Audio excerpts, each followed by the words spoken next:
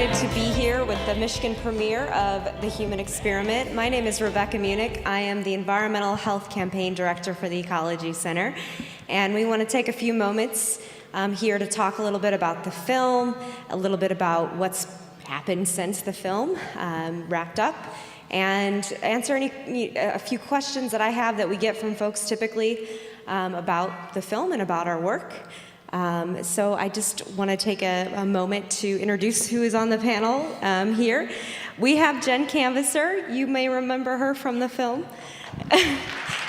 As you can tell, Jen is pregnant with her third little boy. So we're very excited to have a new member to the Ecology Center family here soon. Thank you.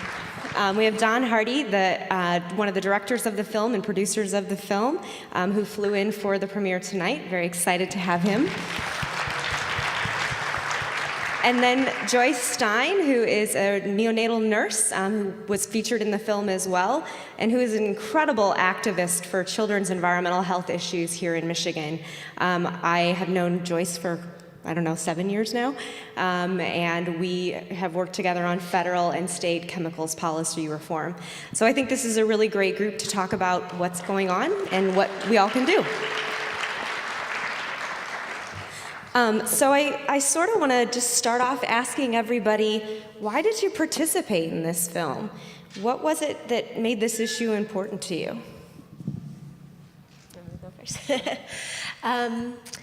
Well, like I said in the film, I have always been passionate about environmental health issues, and I began working for the Ecology Center before we were really struggling with infertility. But when this opportunity came, I actually saw the documentary crew featured on one of the infertility support group websites, and it was making that connection that I had discovered and knew existed because of my line of work between endocrine disrupting chemicals and infertility and reproductive problems, and the work that I do every day around environmental health. And so to bring those two worlds together was just an incredible advocacy opportunity to raise awareness and inspire others to get involved and become aware.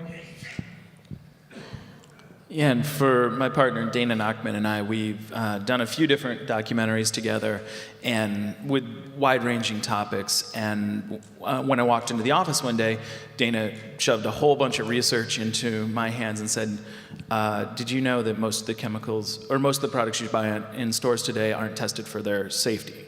And I took all of that stuff and started looking at it, and I was shocked. I thought that's kind of what the FDA and the EPA were supposed to be doing. They were supposed to be looking out for us. So for me, that was a way into the story, and I think we both were a little bit outraged by it, and that set us off on this 5-year odyssey.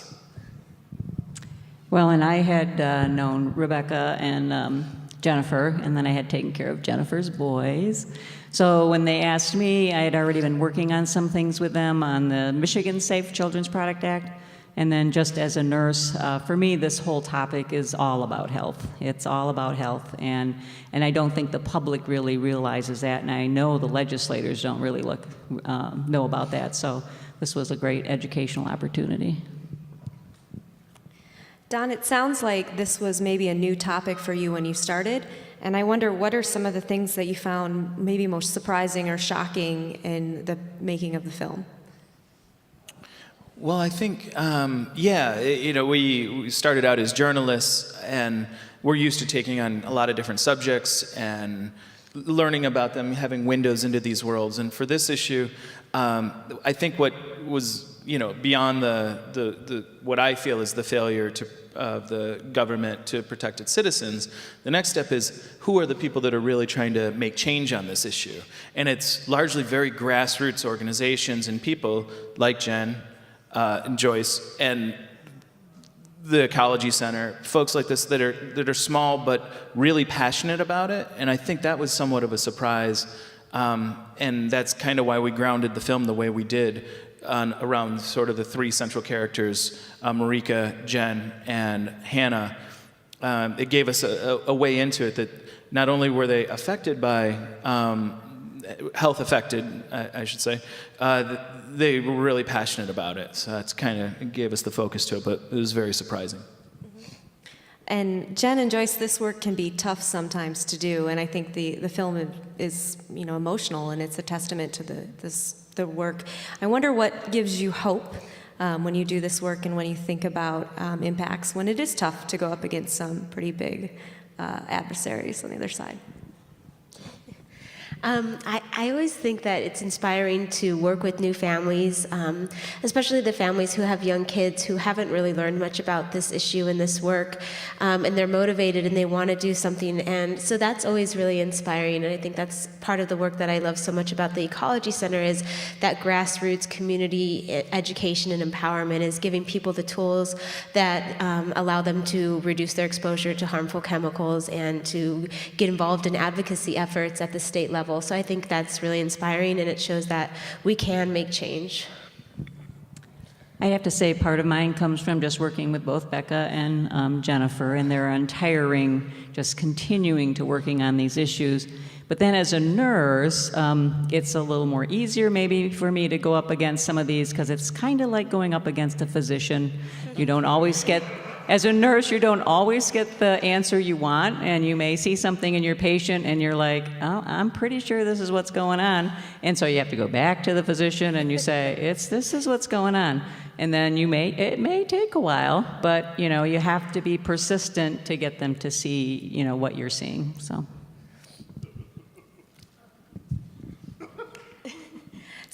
I wanted to just touch base about where we are. The film had some updates. It was as of 2013 or 2014. And recently this year, in March actually, there were a number of different bills that were introduced in Congress and the Senate, and there's actually a discussion draft now in the House of Representatives to reform the Toxic Substances Control Act. And the one I want to focus on is one that, folks, if you picked up a program, you'll find a postcard related to it. That's a bill sponsored by Senators Udall and Vitter. And it has bipartisan support, and while that was encouraging, the public health and environmental community has had a number of different concerns about it. And our U.S. senators here in Michigan, Senators Peter and Stabenow, have signed on as co-sponsors, and we're working right now to encourage them to actually do something about the bill and improve it. There's a number of key points that you can read a little bit on the postcards about that. Joyce and I actually met with Senator Peters on Friday last week, I guess it's last week now, and we are encouraging him to make some changes. Joyce, I'm wondering if you could talk a little bit about the federal chemicals policy work and the things that you're seeing and what maybe the role of someone who is a health professional might take in that. Well, just having worked a little bit with going to see legislators, they're not health professionals. So, we're going and we're trying to advocate about, this is really a health question. These are health issues. We have epidemics in obesity, diabetes, Alzheimer's. These things just aren't freak accidents of nature or some sort of freak accident of genetics that someone got predisposed to that. So it's trying to get legislators to understand that this is a health issue. And I still think they're way far from understanding that the billions we're spending on health care at the back end needs to be spent on the front end, which is the one thing being a neonatal nurse. I'd much rather be put out of a job because we don't have prematurity and we don't have infants with congenital anomalies.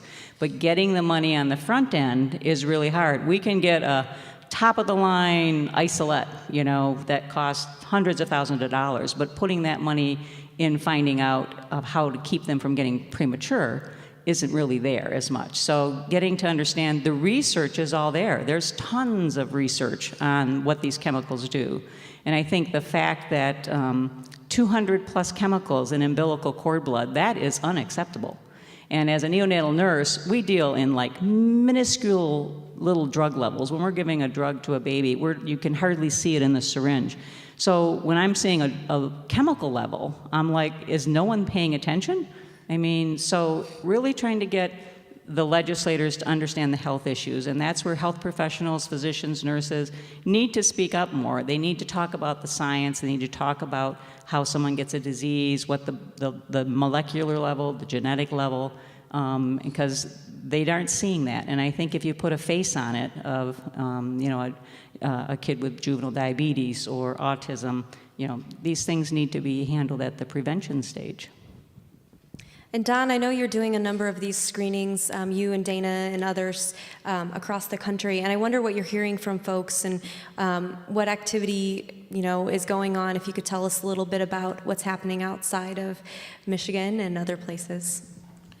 Well, I think in a lot of ways, probably the audience here is more educated than some of the other ones that we've seen. For a lot of people, this is the first time they've been exposed to this issue, so I think it's a bit of a wake-up call. It's sort of, when you see this, you start questioning everything. And that's what I've seen is we launched it in New York, Washington, D.C., Seattle, San Francisco, Los Angeles all last week. And I had numerous conversations and Q&As like this, and then afterwards where people just kind of need a hug.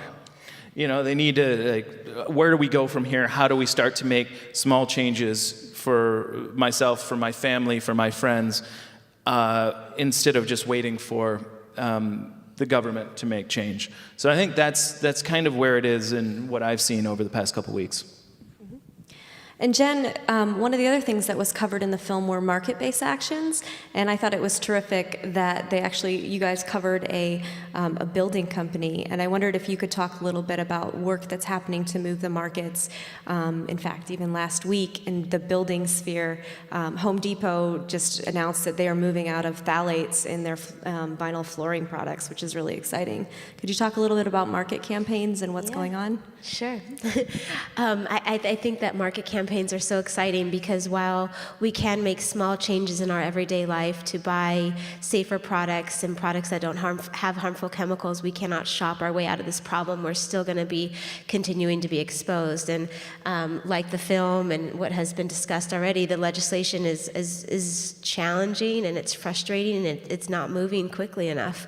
And so that leaves us with the market campaigns where we are able to push manufacturers and major corporations and companies to move in a safer direction. And like Becca was just saying, Home Depot is just now phasing phthalates out of their flooring, which is huge. It has huge impacts on families, on the environment, and on just the whole arena. So it's very exciting. And the Ecology Center's healthystuff.org testing database had a lot to do with that. And so we're really thrilled and honored to be part of this movement that is pushing the market to move in a safer direction.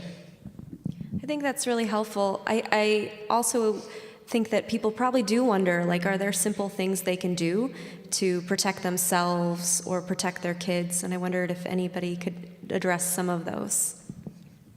I'll leave some of that to Jennifer maybe, but one thing I think everyone here needs to do is take Becca's lead about the postcard that came in the program, and you really, really, really need to send a quick little letter to your state rep, your state senator, and your federal rep and your federal senators. They need to hear from us things like, I need more choices when I go buy products. I'd like to buy safer products for my children, but I don't have any choices. Is there some way you can make them safer choices? Just if they keep hearing that question from a lot of constituents, it will start to resonate that, I keep getting these questions. So, but not enough of us take that 5 minutes. They only get a few from the activist, and they need to really get them from the neighborhoods and from the state and from the city. The regular constituents. We need to be sending and letting them know that we want safer choices. Yeah, and I'd have to back you up 100%, Joyce, that advocacy and just engagement and education and awareness is critical.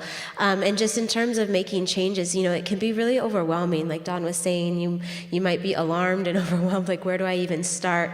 And I think just looking at one thing at a time, just taking it one step and one thing at a time, and going to the Ecology Center's website, healthystuff.org, the Human Experiments website has a lot of resources where you can begin to look at what your life looks like and ways that you might be able to start reducing your exposure to flame retardants or plasticizing chemicals or formaldehyde or whatever it might be. And again, it's a kind of a long learning curve. There's a lot to learn here, and that's what we're advocating for, is that we shouldn't have to be this scientist to figure out what type of products to buy, and hopefully things will be changing soon with a movie like this.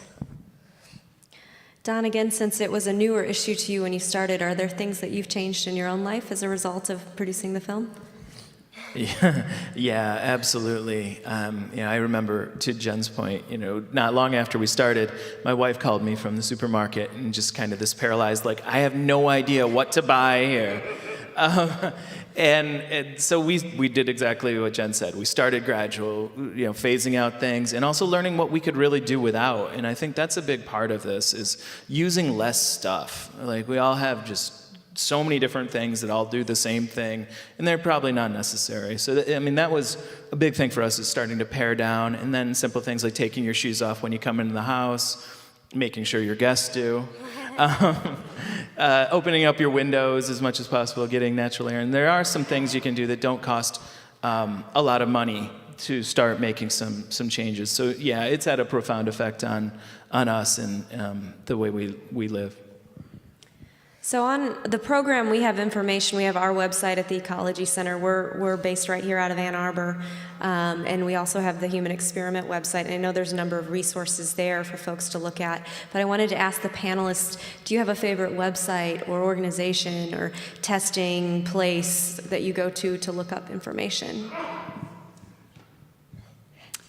I do use Ecology Center, but I'd have to say Safer Chemicals, Healthy Families just has a broader base. But Ecology Center I like because I get a lot of local stuff. So it gives me a little bit of both. Right? You want to go ahead? Yeah, same for me. I would say, in addition to the Ecology Center, healthystuff.org, again, Safer Chemicals, Healthy Families Coalition has an excellent resource. But I think for families, Healthy Child, Healthy World has a lot of very user-friendly information. They've broken down a lot of very scientific, hard-to-understand things.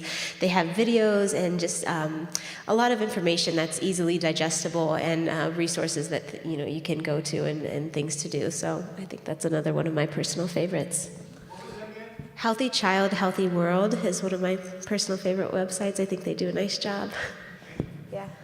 And Jen, can you talk a little bit about healthystuff.org, our project, and what we do?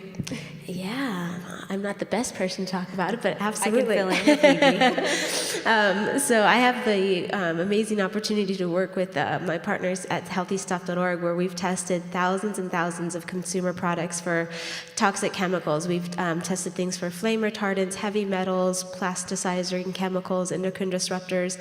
And like I said in the film, we've tested anything you could possibly imagine, practically, from furniture, children's car seats, toys, pet toys and pet products, Christmas decorations, Christmas lights.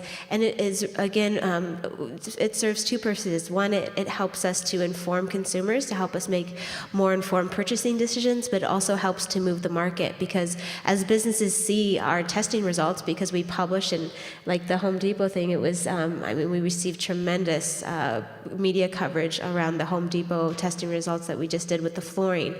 And so it moves the market, and it gets businesses to pay attention, and manufacturers start to rethink the way they're formulating their products, and moves them to create things that are safer and healthier for our people and planet.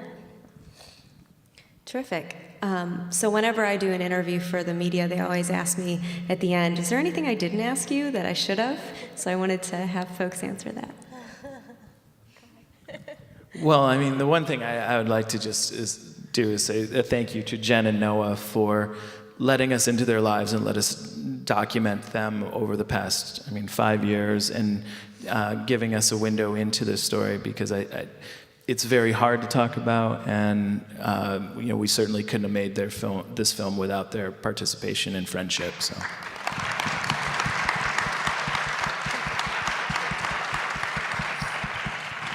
Thank you, and it's been a tremendous honor and privilege to be part of it. And I guess for me, it's just really about engagement and empowerment and getting people involved, because I think that's the only way that this issue is going to continue to make progress and change. And so really just building the movement around it. I can't really think of anything else except that, this touches all of our lives. We all know somebody with cancer or diabetes or whatever, and so we need to be all asking the questions and just continuing to pursue it.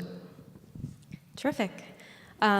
Well, we want to wrap things up here for a little bit, but we are going to be back outside of the theater in the lobby and available for questions with any of the panelists. We have some of our scientists who do our testing at healthystuff.org with us as well, so we encourage you to talk to them. In the program, again, I mentioned there's information about the Ecology Center. We are fundraising, so this is a little shameless pitch, to support the work that we do to test products, to give people information about what toxic chemicals are in the stuff that we use every day, to be in Washington, D.C. and in Lansing fighting for policies, and to give you green cleaning and green healthy living tips. And so I'd encourage folks to check out our website and get to know folks at the Ecology Center. So I just want to take another quick moment here. Jen Canvasser has worked with us for a number of different years. It was my privilege to bring her into the Ecology Center and to work with her. And this is really her last official work event with us before the next little canvasser arrives. And so I want to thank Jen and just tell her how much we love her. And we're going to miss working with her. Thank you.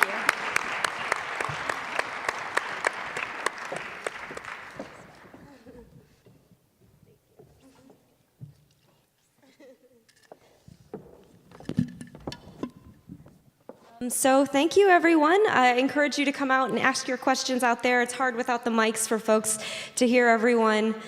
So please join us in the lobby, and there's lots of information out there, and we'll have folks there. And sign those postcards. Thanks, everybody. Thank you.